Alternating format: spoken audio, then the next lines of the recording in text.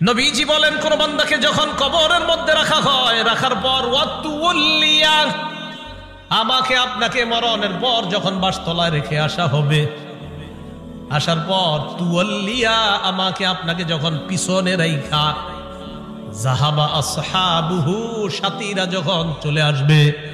একবার কল্পনা আলেন, রাতের বেলা বিছানায় যখন বালিশে যখন মাথাটা লাগানোর পর কল্পনা করেন আমি মারা গেলাম, যাওয়ার পর বাসতলায় কোন কবরের মধ্যে আমাকে রেখে আমার আত্মীয় স্বজন চলে আসছে, ব্যাপারটা কেমন একটু চিন্তা করেন। আল্লাহ নবী কয়, কোন ব্যক্তিকে কবরের মধ্যে রাখার পর তুল্লিয়া, কবরটা পিছনে রাইখা যাবা আসহাবুহু, যখন তার সাথীরা চলে আসে, বাবা চলে আসে, ভাই চলে আসে, সন্তানরা চলে আসে, আত্মীয় স্বজন সবাই চলে আসে, আল্লাহ নবী বলেন বেশি দূর যায় না, হাত্তা ইন্নাহু লা ইয়াসমাউ কুরআনি আলিহিম, আমরা যে হাইটা হাইটা আসি, আমাদের হাঁটার পায়ের জুতার আওয়াজগুলা ওই কবরবাসী শুনতে পায়। শুনে কেন শুনে জানেন? ওই মুহূর্তে তার দেহের মধ্যে আত্মাটা আল্লাহ দিয়ে দেয়। কেন দেয়? ফায়াতিয়ানিহি মালাকান, দুইজন ফেরেশতা তার কাছে আসে। এটা আবু দাউদের বর্ণনা আর বুখারীর বর্ণনা। আতাহু মালাকান ফাআকআদা, আবু দাউদের বর্ণনা ফায়ুকঈদানি, দুই ফেরেশতা এসে তারে বসায়, বসানোর পর তারে প্রশ্ন করে। এর মধ্যে তিন প্রশ্নের মধ্যে একটা প্রশ্ন হলো আল্লাহর নবীর ব্যাপারে জানতে চায়, তাকে চিনুনি? ওই ব্যক্তি ইমানদার হলে যদি তিনটা জবাব সুন্দরভাবে দেয়, আর আল্লাহর নবীর ব্যাপারে যদি বলে আশহাদু আন্না মুহাম্মাদার রাসূলুল্লাহ, আমি সাক্ষী দিচ্ছি তিনি আল্লাহর রাসূল, এই কথা বলার পর ওই ব্যক্তিকে বলা হবে উনজুর ইলা মাকআদিকা মিনান নার, তুমি তোমার জাহান্নামের আসনটার দিকে তাকাও, এটা তোমার জাহান্নামের আসন। তো এই ব্যক্তি জাহান্নামের আসনের দিকে তাকাবে। এরপর বলা হবে আবদালাকাল্লাহু মাকআদাম মিনাল জান্নাহ, জাহান্নামের আসনের পরিবর্তে আল্লাহ তোমাকে জান্নাতের আসন দান করছেন। আবু হুরায়রা রাদিয়াল্লাহু তাআলা আনহুর বর্ণনা, তিনি বলেন খরাজা রাসূলুল্লাহ সাল্লাল্লাহু আলাইহি ওয়াসাল্লাম যাতা ইয়াউমিন আও যাতা লাইলা, একদিন রাতে অথবা দিনে রাসূল বাসা থেকে বের হলেন। কোথা থেকে বের হইছে? রাতে বা দিনে। বের হওয়ার পর আসছে, আয়েশা দেখে ফাইদা হুয়া বিআবি বকর ওয়া উমর, নবীজি দেখে আবু বকর ওমর বসা। আবু হুরায়রা রাদিয়াল্লাহু তাআলা আনহু বলেন, নবীজি বাসা থেকে বের হয়েছে, বের হয়ে দেখে আবু বকর ওমরও বসা। এই হাদিসটা একটু মন দিয়ে সবাই শুনেন আর নিজেদের জীবনটা একটু চিন্তা করবেন। নবীজি তাদের দুইজনকে প্রশ্ন করলেন, আবু বকর এবং ওমর, এই দুই সাহাবী, বিখ্যাত দুই সাহাবীকে প্রশ্ন করলেন, আচ্ছা তোমরা এইখানে এই মুহূর্তে কেন? মা আখরাজাকুমা ফি হাদিহিস সাআ, এই সময়ে তোমরা এখানে কেন? অসময়ে মানে এই সময় মানে অসময়ে, আরে এই সময়ে তোমরা এখানে কেন? এই হাদিস দ্বারা বোঝা যায় সাধারণত যেই সময় মানুষ ঘর থেকে বেশি একটা বের হয় না, ওই সময়ে নবীও বের হইলেন, আবু বকরও বের হয়েছে, ওমরও বের হয়েছে। নবী বের না হইলে জিজ্ঞাসা করে কেন? আবু বকর ওমর জবাব দিলেন, আহারে কি জবাব দেয় দেখেন, ক্বালাল জুউ ইয়া রাসূলুল্লাহ, হুজুর খিদা লাগছে, ক্ষুধার কারণে বের হইছে। সম্পদ সব ছেড়েছে মক্কায়, নবীর সাথে চলে এসেছে মদিনায়। নবীজি যে জবাবটা দিলেন, আল্লাহর নবী বললেন আল্লাযী নাফসি বিয়াদিহি আখরাজানিল্লাযী আখরাজাকুমা। আবু বকর ওমরকে আল্লাহর নবী বলেন, আল্লাহর কসম আবু বকর ওমর, তোমরা যে ক্ষুধার কারণে বের হয়েছ, আমিও ক্ষুধার কারণে বের হইছি।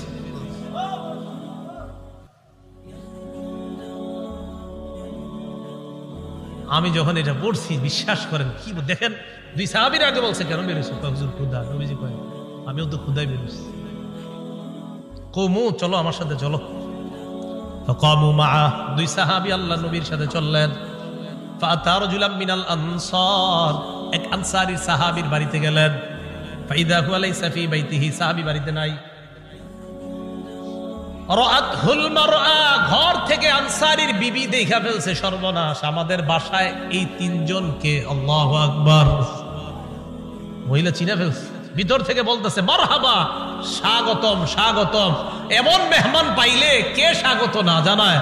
আরে সাহাবী রাসূলুল্লাহ সাল্লাল্লাহু আলাইহি সাল্লাম আর আবু বকর ওমরকে যখন আনসারী সাহাবীর বিবি দেখলেন, ভিতর থেকে বলা শুরু করলেন, স্বাগতম স্বাগতম, আপনারা ভিতরে আসেন, ঘরে বসেন। নবীজি ঘরে গিয়ে বললেন, এই না ফুলান, স্বামী কোথায়? মহিলা ভিতর থেকে জবাব দিলেন, যাহাবা ইস্তাজিবু লানা মিনাল মা, হুজুর বৃষ্টি পানি আনতে গেছে আমাদের জন্য। এবার দেখেন কি হয়, ইতিমধ্যে আনসারী সাহাবী আসছে। আসার পর সাহাবী দেখে বাসায় নবীজি, আবু বকর ওমর। আচ্ছা একটু ভাবেন তো মনে মনে, ওই যুগে যদি আপনি হইতেন আর যদি বাড়িতে গিয়ে দেখতেন হঠাৎ নবীজি আর আবু বকর ওমর আপনার ঘরে,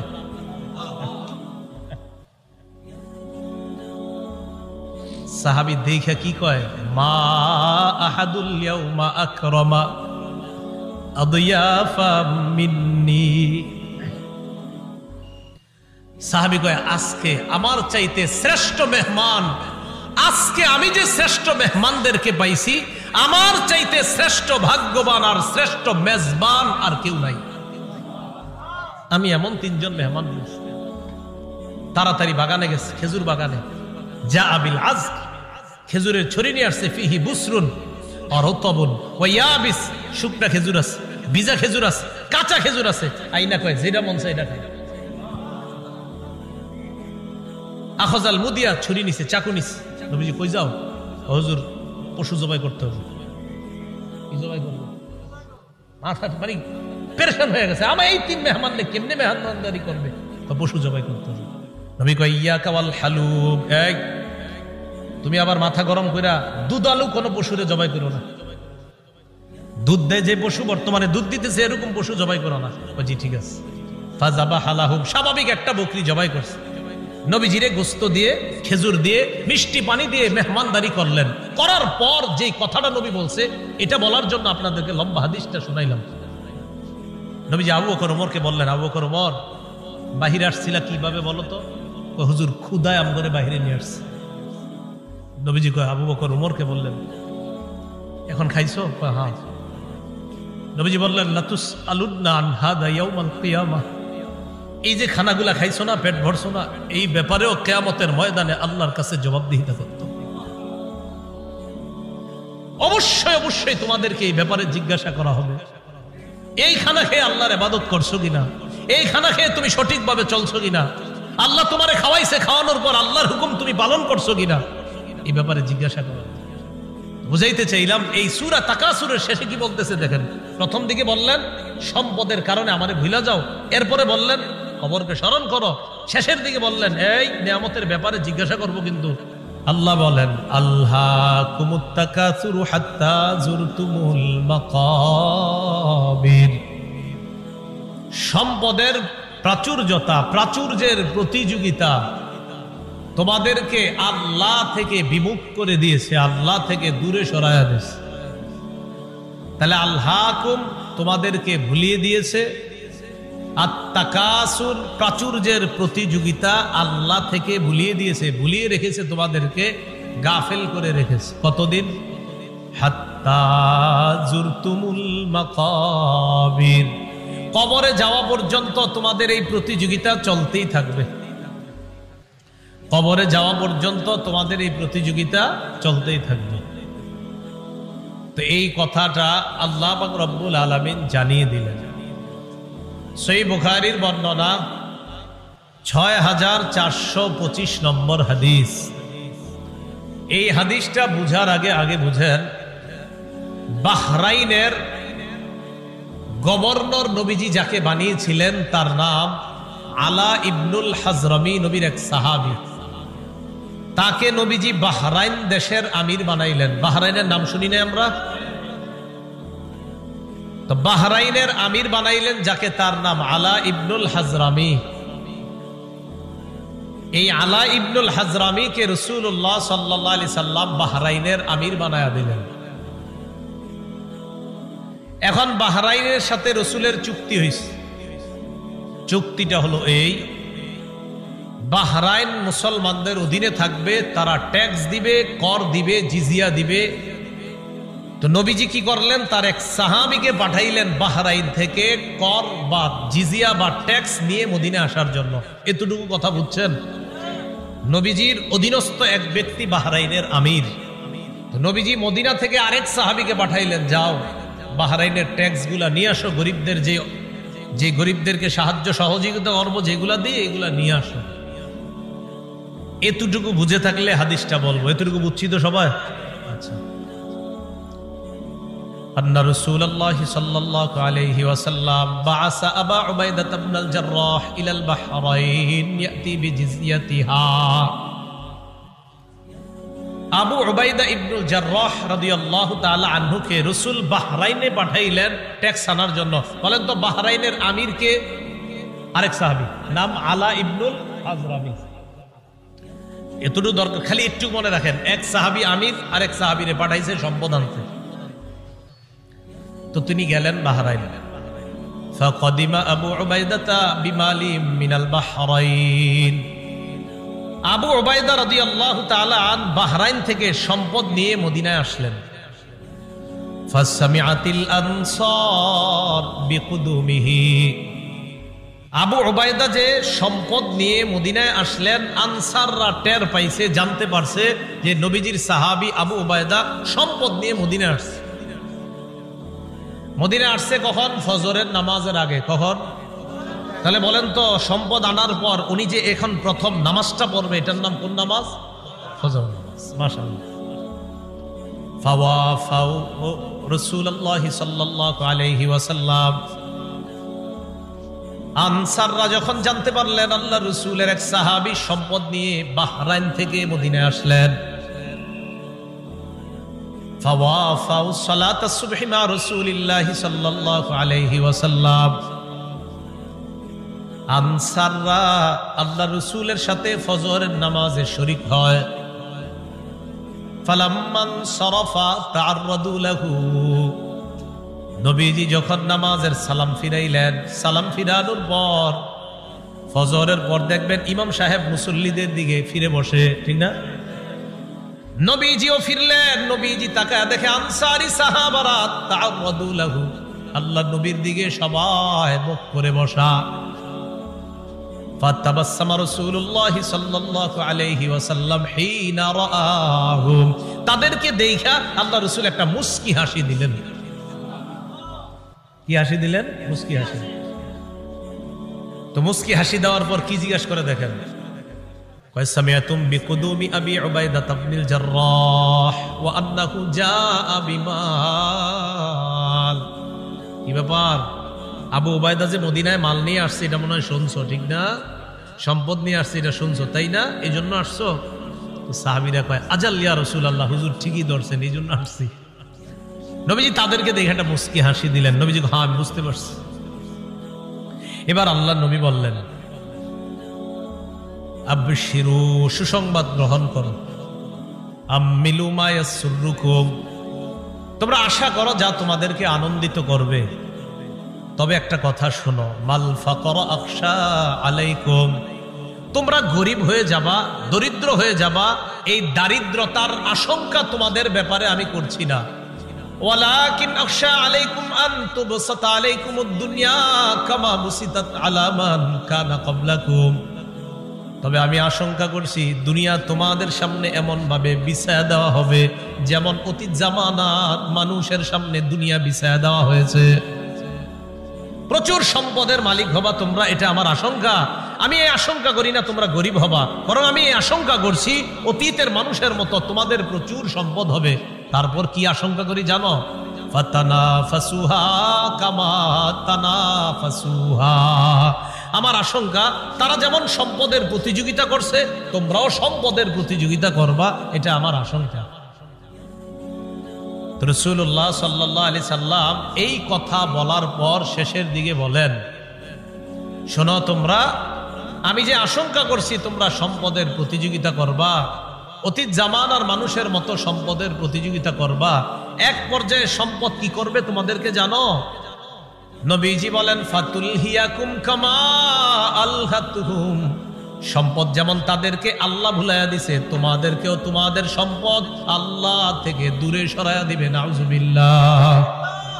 হাদিস দ্বারা বোঝা যায় সম্পদ বেশি হওয়া দোষের না, কিন্তু সম্পদ বেশি হইলে যদি আল্লাহরে ভুলে যায় মানুষ, এটা দোষের। সম্পদ বেশি হয়ে যদি কারে ভুলে যায়? সম্পদ দিছে কে? এখন আল্লাহ ভুলে গেছে। নবীজি বলেন, আমার আশঙ্কা অতীত জামানার মানুষ যেমন সম্পদ পেয়ে প্রতিযোগিতায় নাইমা আল্লাহরে ভুলে গেছে, তোমরাও আল্লাহকে ভুলে যাবা, এটা আমার আশঙ্কা। আল্লাহ আমাদেরকে হেফাজত করুন। তো এই কথাটাই আল্লাহ বললেন, আল্লাহকুমুত তাকাসুর, সম্পদের প্রাচুর্যের প্রতিযোগিতা তোমাদেরকে আল্লাহর ইবাদত থেকে দূরে সরে রাখছে, গাফেল করে রাখছে। কতদিন জানো? হাত্তা যুরতুমুল মাকাবির, কবরে যাওয়া পর্যন্ত এই অবস্থা চলে। মুসলিম শরীফের একটা হাদিস শুনেন, আমাদের মাদ্রাসার পাঠ্যপুস্তক অনুসারে 2958 নম্বর হাদিস, আর যারা মোবাইলে পকেটে রাখেন এই মোবাইল অনুযায়ী 7310 নম্বর হাদিস। আবার কইলা মিলেনি আছে অনেকে। তো মুসলিম শরীফের আপনারা যারা মোবাইলে অ্যাপস চালান সেটাতে 7310 দেখেন মিলবে 100%। আর আমাদের মাদ্রাসার পাঠ্যপুস্তক অনুসারে 2958 নম্বর হাদিস। এই হাদিসের মধ্যে আসছে রাসূলুল্লাহ সাল্লাল্লাহু আলাইহি ওয়াসাল্লাম বলেন, ক্বালা রাসূলুল্লাহ সাল্লাল্লাহু আলাইহি ওয়াসাল্লাম, ইয়াকুলু ইবনু আদম মালি মালি ওয়া হাল লাকা ইয়া ইবনা আদম ইল্লা মা আকালতা আও লাবিস্তা আও তাসাদদাকতা। হাদিসটা মন দিয়ে শুনেন, আগে আমার সাথে বলেন। আদম সন্তান কয় আমার সম্পদ, আমার সম্পদ। নবীজি কয় তোমার সম্পদ, তোমার সম্পদ। একজনে কয় আমার বাড়ি আছে, আমার গাড়ি আছে, আমার মার্কেট আছে, আমার 10টা দোকান আছে। আদম সন্তান এগুলা বলে। নবীজি কয় ধুর মিয়া, তোমার মাত্র 3টা জিনিস আছে। না আমরা কই আমার 10 কাঠা জায়গা আছে, 20 বিঘা জমিন আছে। নবী কয় 3টা দুনিয়া। এবার মন দিয়ে শোনেন হাদিসটা। বলেন আমরা বলি আমাদের এটা আছে সেটা আছে, নবী কয় সম্পদ 3টা। বলেন কয়টা? 3টা। قال رسول الله صلى الله عليه وسلم يقول ابن آدم مالي مالي, আদম সন্তান কয় আমার সম্পদ, আমার সম্পদ। وهل لك يا ابن آدم من مالك إلا ما أكلت فأفنيت, ও আদম সন্তান তোমার 3টা সম্পদ। 1 নাম্বার সম্পদ যা খাইলা, খাওয়ার পর শেষ করলা, পিছনের রাস্তা দিয়ে বের করলা, এটা তোমার 1 নাম্বার সম্পদ। যা খাইছেন এটাই সম্পদ, তো এটাই তো সম্পদ। 2 নাম্বার আওলা বিস্তাফা আবলাইতা, কাপড় পরতে পরতে পুরাতন হয়ে গেছে অথবা খাটো হয়ে গেছে, ছিঁড়ে গেছে, এখন আর পরো না, এই কাপড়ই তোমার সম্পদ। 3 নাম্বার আও তাসাদদাকতা ফাআমজাইতা, সদকা করতে করতে কিছু সম্পদ তুমি কমিয়েছিলা, তোমার মনে হচ্ছে তোমার সম্পদ কমে গেছে, আমি নবী বলে গেলাম তোমার এই সম্পদটা কমে নাই, এটাও তোমার সম্পদ, মরণের পর আল্লাহর কাছে পেয়ে যাইবা। সম্পদ কয়টা? আমরা কই অনেকগুলা, নবীজি কয় কয়টা? যা খাইছো, যা পরিধান করছো, যা জান সৎকা করছো, শেষ। আমাকে আপনাকে যখন কবরে নিবে, মনে করেন আগামীকালও যদি আমি আপনার কেউ মারা যাই, একটু পরে যদি আমাদের কেউ মারা যায়, বাসতলায় যখন আমাদেরকে এলাকাবাসী নিয়ে যাবে, নবীজি কয় জানো তোমার লাশের সাথে 3টা জিনিস কবর পর্যন্ত যায়। বলেন কয়টা? ক্বালা রাসূলুল্লাহ সাল্লাল্লাহু আলাইহি ওয়াসাল্লাম ইয়াত্তাবিউল মাইয়িতা সালাসা, আল্লাহ নবী বলেন কবর পর্যন্ত মৃত ব্যক্তির সাথে 3টা জিনিস যায়। 1 নাম্বার আল আহাল, পরিবার যায়। 2 নাম্বার আল মাল, সম্পদ যায়। 3 নাম্বার আল আমাল, আমল নামা যায়। বলেন কবর পর্যন্ত আমার আপনার লাশের সাথে কয়টা জিনিস যাবে? 1 নাম্বার পরিবার, বলেন 1 নাম্বার, 2 নাম্বার সম্পদ, 1 নাম্বার, 2 নাম্বার, 3 নাম্বার আমল। এবার নবীজি বলেন ইয়ারজিউ ইসনান, 3টার মধ্যে 2টা ফিরে আসবে। ইয়ারজিউল মাল ওয়াল আহাল, সম্পদ ফিরে আসবে, পরিবার ফিরে আসবে। ওয়ায়াবকাল আমাল, আমল নামা থেকে যাবে। আমার আপনার সাথে 3টা জিনিস যাবে, মাল যাবে, পরিবার যাবে, আর আমল নামা যাবে। নবীজি কয় আমল নামাটা ছাড়া আর সব চলে আসবে। আল্লাহ আমাদের সকলকে আমল বাড়ানোর তৌফিক দান করেন। গর্ব অহংকার ছেড়ে সম্পদ যদি কিছু হয় শুকরিয়া আদায় করার তৌফিক দান করেন। তাহলে বলেন তো আমার সম্পদ দেওয়ার মালিক কে? সম্পদ পেয়ে মালিককে ভুলে যাওয়া যাবে? আল্লাহ কয় আল্লাহকুমুত তাকাসুর, প্রাচুর্যের প্রতিযোগিতা তোমাদেরকে আল্লাহ ভুলাইয়া দেয়। তিরমিজি শরীফের বর্ণনা, 2308 নম্বর হাদিসের বর্ণনা, এই হাদিসের মধ্যে আছে কানা উসমান ইবনে আফফান রাদিয়াল্লাহু তাআলা আন ইদা ওয়াকাফা আলা কবরিন বাকা। ওসমান গনি যখন কবরের সামনে দাঁড়াইতেন কান্না শুরু করে দিতেন। হাত্তা ইয়াবুল্লা লিহিয়া, ওসমান গনি কানতে কানতে তার দাড়িগুলা ভিজে যাইত। কিসের সামনে দাঁড়ায়? ফাকিলা লাহু, ওসমানকে বলা হলো তাজকুরুল জান্নাতা ওয়ান নার, আপনি জান্নাতের আলোচনা করেন, জাহান্নামের আলোচনা করেন। ওয়ালা তাবকি, তখন তো কান্দেন না। জান্নাত জাহান্নামের কত আলোচনা আপনি করেন, তখন আপনি কান্না করেন না। ওয়া তাবকি মিন হাযা, আপনি যখনই কবরের সামনে আসেন তখন কান্না করেন কেন? ওসমান গনি জবাব দেয়, সামিআতু রাসূলুল্লাহি সাল্লাল্লাহু আলাইহি ওয়াসাল্লাম ইয়াকুল, আমি আল্লাহ নবীকে বলতে শুনলাম, ইন্নাল কবর আউয়ালুল মানাজিলিল আখিরাহ। নবীজি বলেন, ইন্নাল কবর, নিশ্চয়ই কবর, আউয়ালু মানাজিলিল আখিরাহ, কবর হলো আখিরাতের প্রথম ঘাঁটি। আমাকে আপনাকে বাসতলায় রেখে আসার পর আমার আপনার প্রথম ঘাঁটির নাম কবর। বলেন কি নাম? ফাইন্না জা মিনহু ফামা বাদাহু আইসার। নবীজি বলেন, কেউ যদি কবর থেকে রেহাই পেয়ে যায়, পরের ঘাটিগুলা একেবারে সহজ হয়ে যায়। ওয়া ইন লাম ইয়ানজু মিনহু ফামা বাদাহু আশাদ, কবর থেকে যদি কেউ মুক্তি না পায়, পরের ঘাটিগুলা কঠিন হয়ে যাবে। বলেন নাউজুবিল্লাহ। এরপর হাদিসের শেষে বলে, ক্বালা রাসূলুল্লাহি সাল্লাল্লাহু আলাইহি ওয়াসাল্লাম, নবীজি বলেন, মা রাআইতু মানজারান কাত্তু ইল্লা ওয়াল কবরু আফযাউ মিন। নবীজি বলেন, শোনো, কবরের চাইতে এত ভয়ঙ্কর কোন দৃশ্য আমার জানা নাই। নবীজি বলেন, কবরের চাইতে এমন ভয়ঙ্কর কোন দৃশ্য আমার জানা নাই। আল্লাহ আমাকে আপনাকে ওই প্রথম ঘাটিতেই যেন হেফাজত করে। চিন্তা করবেন মাঝে মাঝে শুয়ে যদি চোখটা লাগান, তো চোখ লাগাইলে দেখবেন কিচ্ছু দেখা যায় না। হ্যাঁ, কবরে যাবেন না, কিছু দেখা যাবে না, অন্ধকার। হ্যাঁ অন্ধকার, কবর যে অন্ধকার। ও আচ্ছা, কবর যে অন্ধকার এটাও হাদিসে আছে। কবর যে অন্ধকার এটা কোথায় আছে? হাদিসে। মুসলিম শরীফের 2104 নম্বর হাদিস, মাদ্রাসা পাঠ্যপুস্তক অনুসারে 956 নম্বর হাদিস।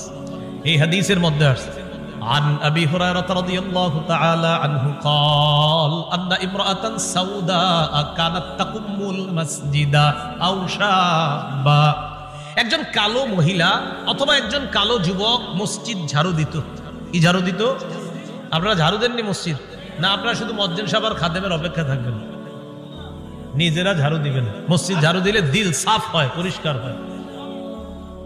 এক কালো মহিলা অথবা একজন কালো যুবক মসজিদ ঝাড়ু দিত। ফামাতা, হঠাৎ মারা গেছে।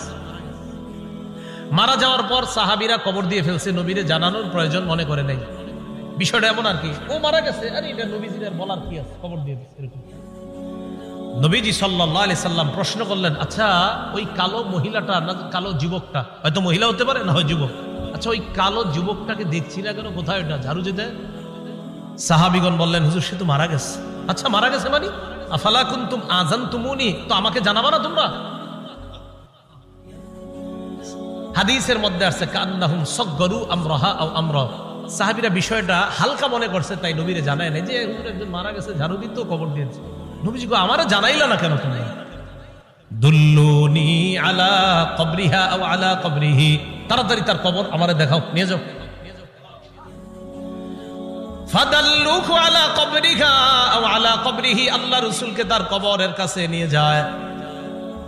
নিয়ে যাওয়ার পর ফাসাল্লা আলাইহা, আল্লাহ রাসূল জানাজার নামাজ পড়লেন। আপনারা আবার এই আমল করেন না, এটা রাসূলের জন্য খাস।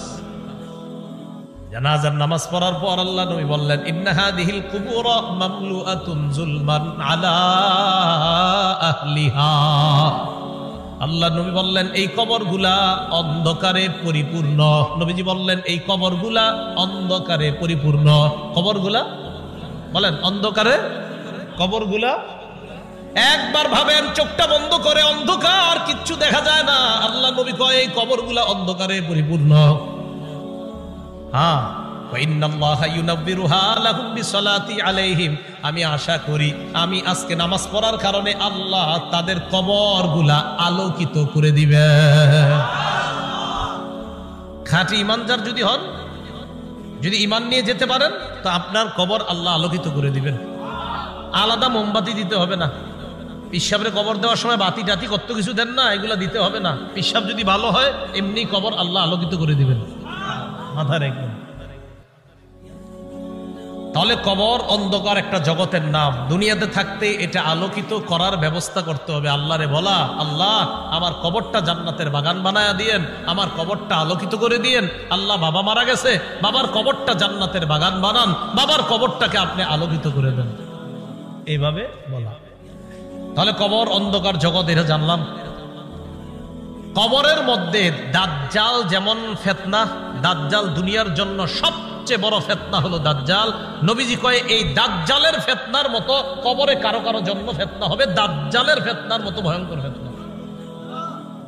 মুসলিম শরীফের বর্ণনায় আসছে, মা বাইনা খালকি আদম ইলা কিয়ামিস সাআ খালকুন আকবারু মিনাদ দাজ্জাল। আদম নবী থেকে কিয়ামত পর্যন্ত যত সৃষ্টি আছে এর মাঝে সবচেয়ে ভয়ঙ্কর সৃষ্টি হলো দাজ্জাল। দাজ্জাল নবীজি কয় কারো কারো কবরের অবস্থা হবে এই দাজ্জালের ফিতনার মতো। সহিহ বুখারীর বর্ণনা 922 নম্বর হাদিস। এই হাদিসের বর্ণনাকারী আসমা বিনতে আবু বকর রাদিয়াল্লাহু তাআলা আনহা। দিয়ে আপনাদেরকে একটু পরীক্ষা করি, আলেমরা চুপ থাকবেন, অন্যরা বলবেন। আমি হাদিসটা পড়ার পর আপনাদেরকে জিজ্ঞাসা করবো একটা কথা, মন দিয়ে আগে শোনেন, তাহলে সবাই জ্ঞানীরা সচেতন ভাবে জবাব দিতে পারবেন। আগে শোনেন কি বলি, দেখেন আমি পড়ি। আন আসমা বিনতি আবি বকর সিদ্দিক রাদিয়াল্লাহু তাআলা আনহা ক্বালাত দাখালতু আলা আয়েশা। অনুবাদটা শুনেন। আবু বকর সিদ্দিক রাদিয়াল্লাহু তাআলা আনহুর কন্যা আসমা বলেন, আমি আয়েশা সিদ্দিকার কাছে প্রবেশ করলাম। আবু বকর সিদ্দিকের কন্যা আসমা বলেন, আমি আয়েশা সিদ্দিকার কাছে প্রবেশ করলাম। আলেম ছাড়া অন্যরা বলেন তো আসমা আর আয়েশা সম্পর্কে কি হয়? মাশাআল্লাহ, কি হয়? কারণ আবু বকর আয়েশা রাদিয়াল্লাহু তাআলা আনহার পিতার নাম কি? আবার আসমা রাদিয়াল্লাহু তাআলা আনহার পিতার নামও মাশাআল্লাহ। এই আসমা রাদিয়াল্লাহু তাআলা আনহা বলেন, আমি আমার বোন নবীর বিবি আয়েশা সিদ্দিকার কাছে গেলাম। যাওয়ার পর দেখি ওয়ান্নাসু ইউসাল্লুন, দেখি মানুষ নামাজ পড়ে। আমি আয়েশাকে প্রশ্ন করলাম, মা শাআনুন নাস, আয়েশা মানুষের কি হয়েছে, নামাজ পড়ে কেন? ফাআশারাত বিরাসিহা ইলাস সামা। আম্মা জান আয়েশা মাথা দিয়ে আসমানের দিকে ইশারা করলেন, এমনি ইশারা করলেন, মুখে কিছু কয় না। তো আসমা রাদিয়াল্লাহু তাআলা না বলেন, আয়াতুন, কোন নিদর্শন দেখা গেছে আসমানে?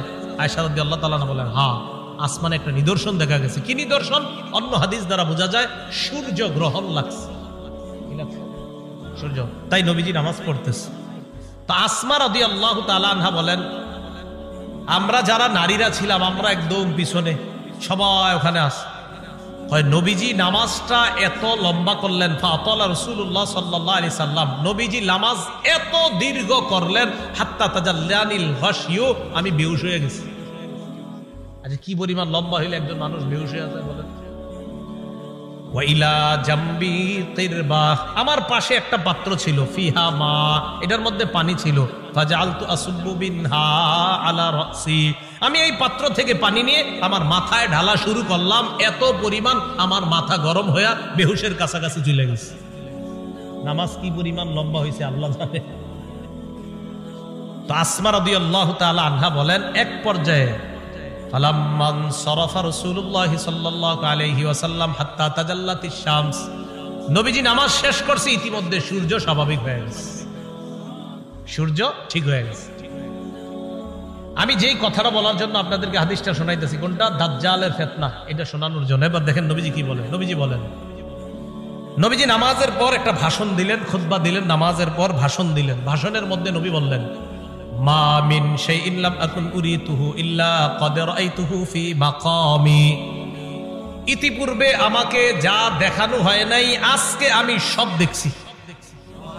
এই নামাজের মধ্যে আমি সব, নামাজটা কি শর্ট ছিল না লম্বা? নবীজি বলেন, ইতিপূর্বে আমাকে এমন যা কিছু দেখানো হয় না আজকে আমি সব দেখছি। শেষে কি কয় জানেন? হাত্তাল জান্নাহ ওয়ান নার, জান্নাত জাহান্নামও দেখছি। আরেকটা বর্ণনা আছে, সূর্য গ্রহণের নামাজে নবীজি দাঁড়াইছে না, আমার দিকে তাকান, সামনের কাতারের সাহাবী যারা, তারা তাকায় দেখে নবীজি নামাজের মধ্যে হঠাৎ এমন করছে যে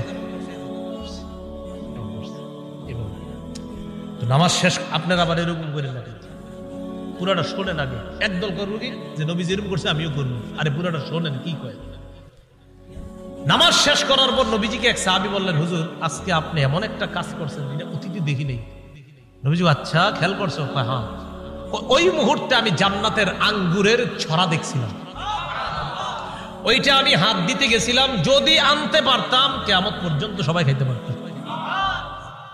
আপনারা কি আঙ্গুর দেখেন নামাজ দেখলেন হাত দিবেন, দেন না, এই জন্য আমল করতে চান না। রাসূলুল্লাহ সাল্লাল্লাহু আলাইহি সাল্লাম বলেন, মা মিন শাইইন লাম আকুন উরিতুহু ইল্লা ক্বাদ রাআইতুহু ফি মাকামি। ইতিপূর্বে আমাকে যা দেখানো হয় নাই আজকে আমি সব দেখলাম। হাত্তাল জান্নাত ওয়ান নার, জান্নাত জাহান্নাম আমি দেখলাম। নবীজি বলেন, ইন্নাহু ক্বাদ উহিয়া ইলাইয়া আন্না, আল্লাহ রাসূল বলেন আমার কাছে এই ওহী প্রেরণ করা হয়েছে, আন্নাকুম তুফতানুনা ফিল কুবুর মিসলা আও করিবা মিন ফিতনাতি দাজ্জাল। আল্লাহ নবী বলেন আমার কাছে এই ওহী দেওয়া হয়েছে, তোমরা কবরের মধ্যে অনেক এমন ফিতনার মধ্যে পড়বা যেই ফিতনাটা হবে দাজ্জালের ফিতনার মতো ফিতনা। বলেন নাউযুবিল্লাহ।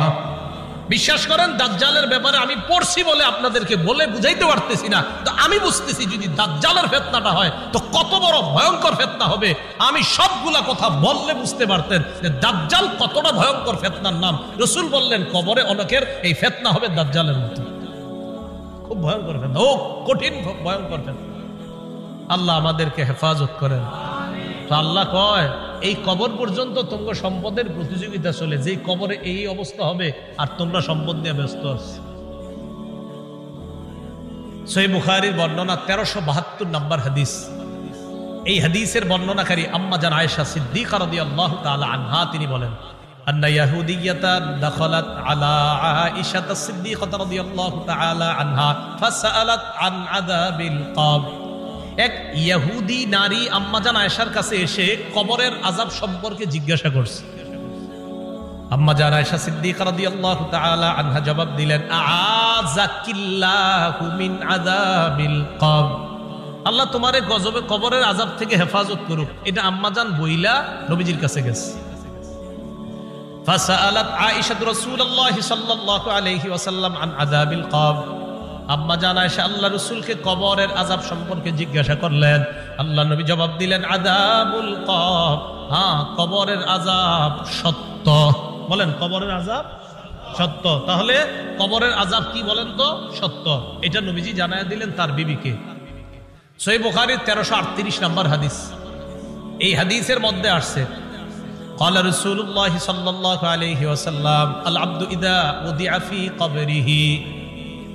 নবীজি বলেন কোন বান্দাকে যখন কবরের মধ্যে রাখা হয়, রাখার পর ওয়াতুল্লিয়া, আমাকে আপনাকে মরণের পর যখন বাসতলায় রেখে আসা হবে, আসার পর তুওয়াল্লিয়া, আমাকে আপনাকে যখন পিছনে রাইখা, যাহাবা আসহাবুহু, সাথীরা যখন চলে আসবে।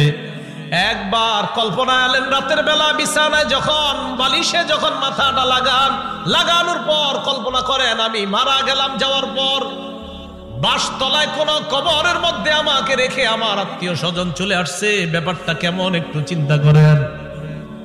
আল্লাহ নবী কয় কোন ব্যক্তিকে কবরের মধ্যে রাখার পর তুওয়াল্লিয়া, কবরটা পিছনে রাইখা, যাহাবা আসহাবুহু, যখন তার সাথীরা চলে আসে, বাবা চলে আসে, ভাই চলে আসে, সন্তানরা চলে আসে, আত্মীয় স্বজন সবাই চলে আসে, আল্লাহ নবী বলেন বেশি দূর যায় না, হাত্তা ইন্নাহু লা ইয়াসমাউ করআনি আলিহিম, আমরা যে হাইটা হাইটা আসি আমাদের হাঁটার পায়ের জুতার আওয়াজগুলা ওই কবরবাসী শুনতে পায়।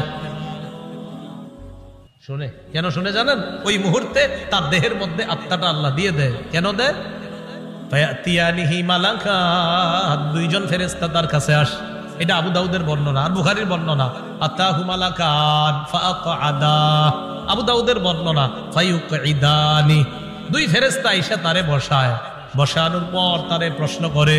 এর মধ্যে তিন প্রশ্নের মধ্যে একটা প্রশ্ন হলো আল্লাহ নবীর ব্যাপারে জানতে চায়, তাকে চিনুনি?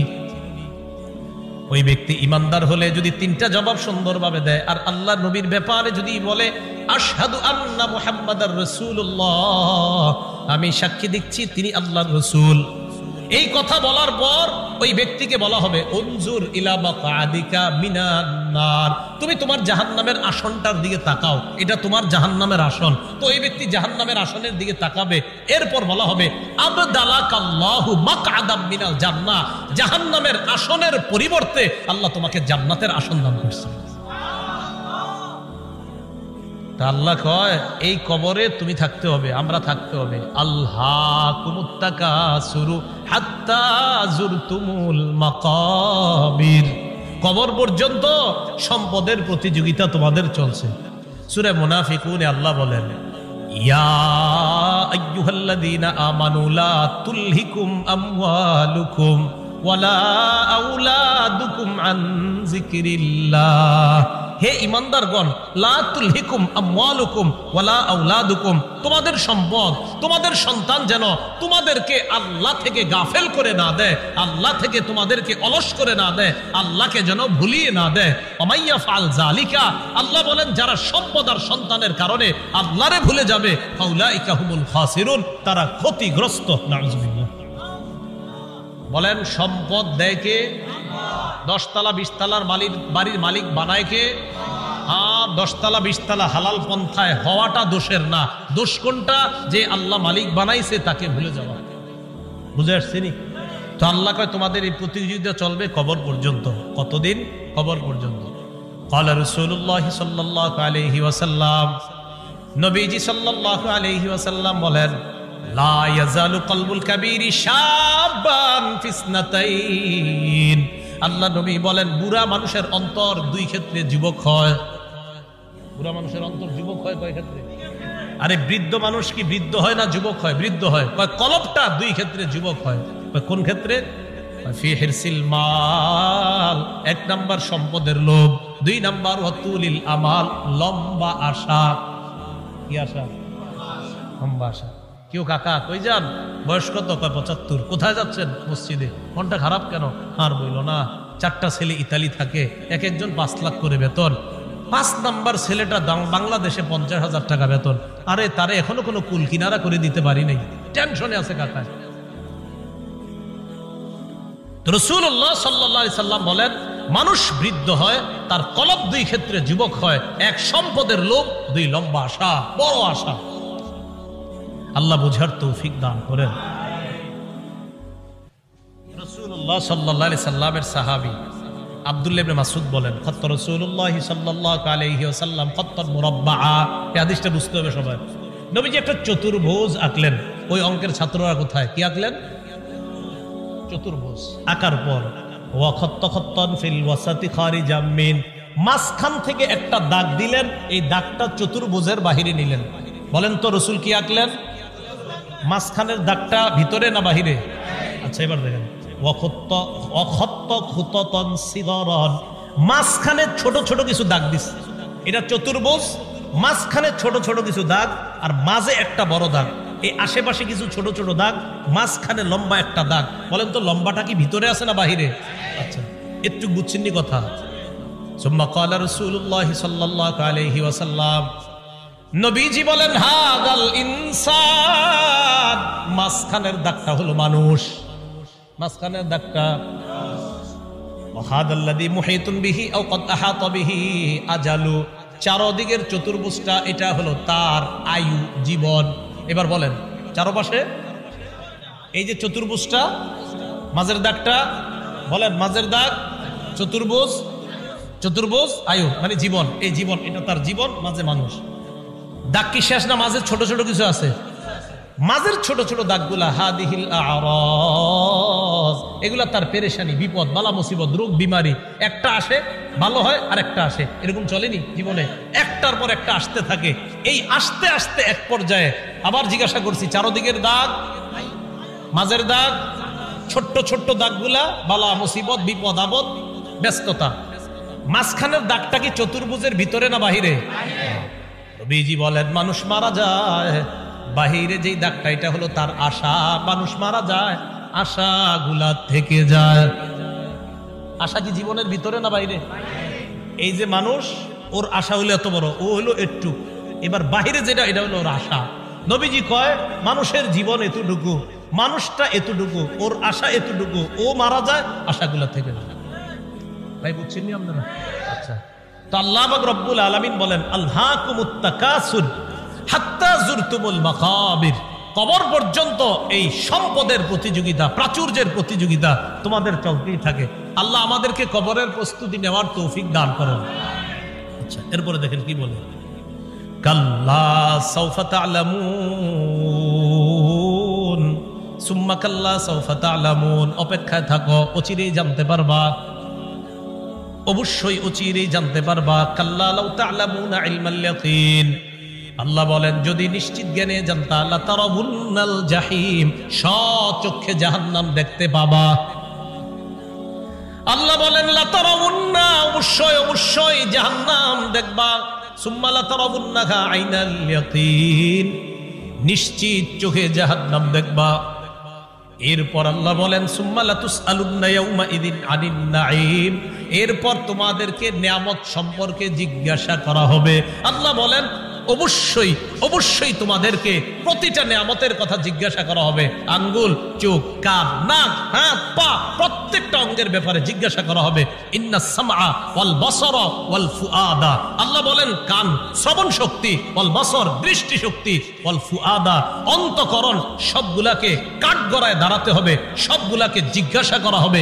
এগুলার ব্যাপারে তোমাকে কাঠগড়ায় দাঁড়াতে হবে, তোমাকে জিজ্ঞাসা করা হবে সঠিকভাবে এগুলা খরচ করছো কিনা। এবার একটা হাদিস শুনেন, বলেন তো নেয়ামতের ব্যাপারে জিজ্ঞাসা করা হবে কিনা? আজকে রাতে ভাত খাইছে, খাবার, রাতের খাবার কারা কারা খাইছেন হাত তোলেন। অন্যরা খান নাই রাতের খাবার? মাশাআল্লাহ, খাবেন ইনশাআল্লাহ নাকি? দুপুরের খাবার কারা কারা খাইছেন? ঠিক আছে, হাত নামান, বাস একটা হইলেই হইছে। এবার হাদিস শুনেন, মুসলিম শরীফের 4208 নম্বর হাদিস, আবু হুরায়রা রাদিয়াল্লাহু তাআলা আনহুর বর্ণনা, তিনি বলেন খরাজা রাসূলুল্লাহ সাল্লাল্লাহু আলাইহি ওয়াসাল্লাম যাতা ইয়াউমিন আও যাতা লাইলা, একদিন রাতে অথবা দিনে রাসূল বাসা থেকে বের হলেন। কোথা থেকে বের হইছে? রাতে বা দিনে। বের হওয়ার পর আসছে, আয়েশা দেখে ফাইদা হুয়া বিআবি বকরিন ওয়া উমর, নবীজি দেখে আবু বকর ওমর বসা। আবু হুরায়রা রাদিয়াল্লাহু তাআলা আনহু বলেন নবীজি বাসা থেকে বের হয়েছে, বের হয়ে দেখে আবু বকর ওমরও বসা। এই হাদিসটা একটু মন দিয়ে সবাই শুনেন আর নিজেদের জীবনটা একটু চিন্তা করেন। নবীজি তাদের দুইজনকে প্রশ্ন করলেন, আবু বকর এবং ওমর, এই দুই সাহাবী, বিখ্যাত দুই সাহাবীকে প্রশ্ন করলেন, আচ্ছা তোমরা এইখানে এই মুহূর্তে কেন? মা আখরাজাকুমা ফি হাদিহিস সাআ, এই সময়ে তোমরা এখানে কেন? অসময়ে মানে এই সময় মানে অসময়ে, আরে এই সময়ে তোমরা এখানে কেন? এই হাদিস দ্বারা বোঝা যায় সাধারণত যে সময় মানুষ ঘর থেকে বেশি একটা বের হয় না, ওই সময়ে নবীও বের হইলেন, আবু বকরও বের হইছে, ওমরও বের হইছে। নবী বের না হইলে জিজ্ঞাসা করে দেন। আবু বকর ওমর জবাব দিলেন, আহারে কি জবাব দেয় দেখেন, ক্বালাল জুউ ইয়া রাসূলুল্লাহ, হুজুর খিদা লাগছে, ক্ষুধার কারণে বের হইছে। সম্পদ সব ছেড়েছে মক্কায়, নবীর সাথে চলে আইছে মদিনায়। নবীজি যে জবাবটা দিলেন, আল্লাহর নবী বললেন আল্লাযী নাফসি বিয়াদিহি আখরাজানিল্লাযী আখরাজাকুমা। আবু বকর ওমরকে আল্লাহর নবী বলেন, আল্লাহর কসম আবু বকর ওমর, তোমরা যে ক্ষুধার কারণে বের হয়েছো, আমিও ক্ষুধার কারণে বের হইছি।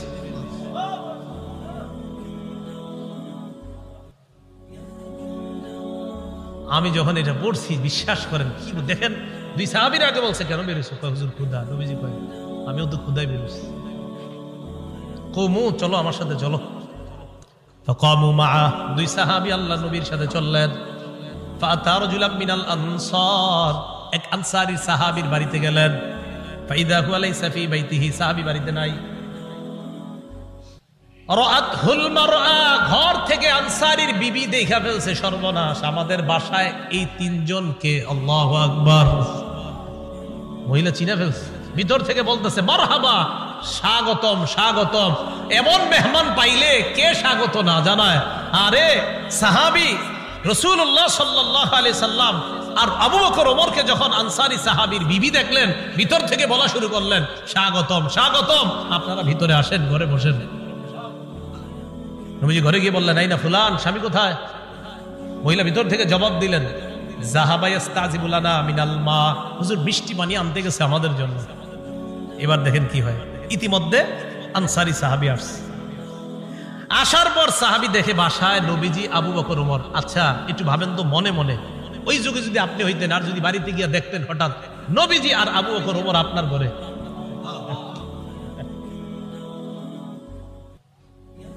সাহাবী দেখে কি কয়, মা আহাদুল ইয়াউমা আকরামা আদিয়াফা মিন্নি।